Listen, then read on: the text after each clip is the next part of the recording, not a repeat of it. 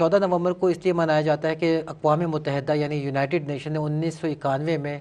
International diabetes federation کے ساتھ مل کے ان لوگوں کو خراج تحسین پیش کیا تھا کہ جن لوگوں نے انسولین کو دریافت کیا تھا.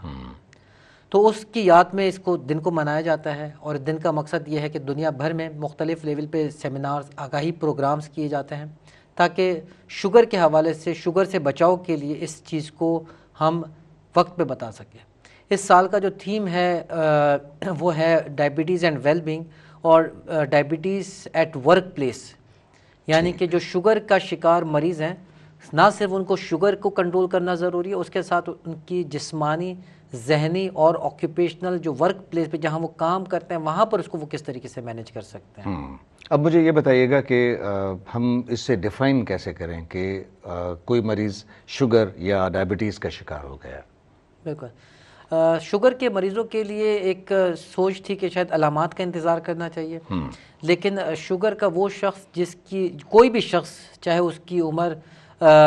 وہ اس عمر تک پہنچے، یعنی 35 سال کی عمر تک پہنچ جائے، اس کو چاہیے کہ سب سے پہلے تو اپنی شوگر چیک کریں.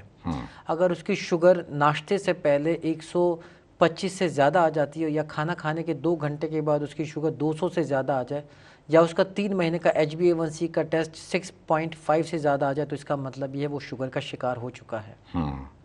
اور اس کے علاوہ جو لوگ آلریڈی شوگر کا شکار ہے ان کے لیے پھر ڈفرینٹ رینجز آ جاتی ہیں.